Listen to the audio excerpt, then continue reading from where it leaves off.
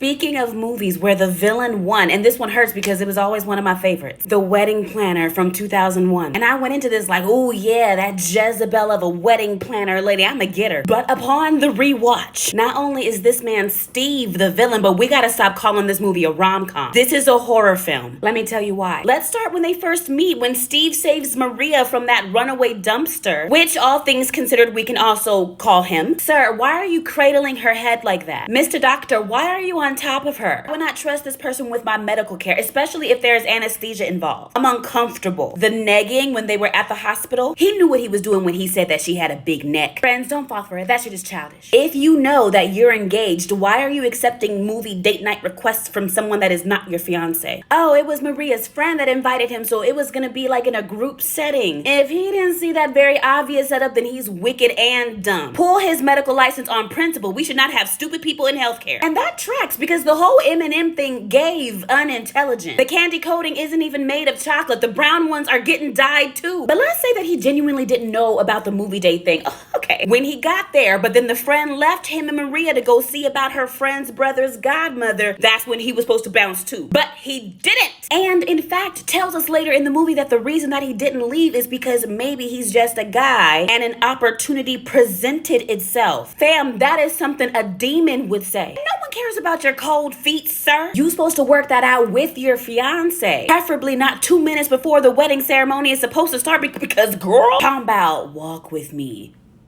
That part where they were looking for flowers and Maria sees her ex-fiance with her ex-bestie, then she gets drunk and sad. He got her home safely and that's good. But camping out on her living room floor making s'mores by candlelight? No, sir. All you were supposed to do was get her inside, make sure she was safe, and then call her friend. Hey, your homegirl had a little bit too much to drink and she's going through it. I think you need to pull up.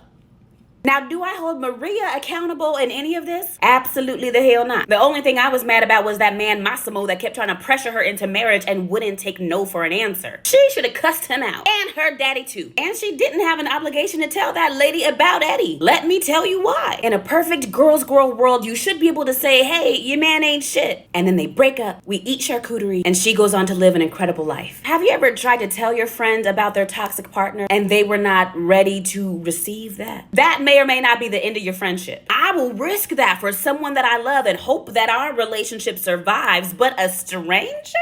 A commission? Because remember, at the beginning of the movie, we learned that this wedding is so huge and so prestigious. If Maria successfully pulls off the job, she will be made a partner at the wedding planning company. That is life-changing. She didn't know how Eddie's fiance was gonna react. Maybe she would have believed her and called off the wedding with gratitude. Maybe she would have believed her but wants to save face, so she calls her a liar, runs her name and the company name through the mud, gets married anyway, and some other event planning company gets that check. So no, I don't think that Maria should have risked her future and livelihood over that couple's relationship. She's innocent. That is them people's business, and sometimes you just have to mind yours. I'm sorry I doubted you all these years, Maria.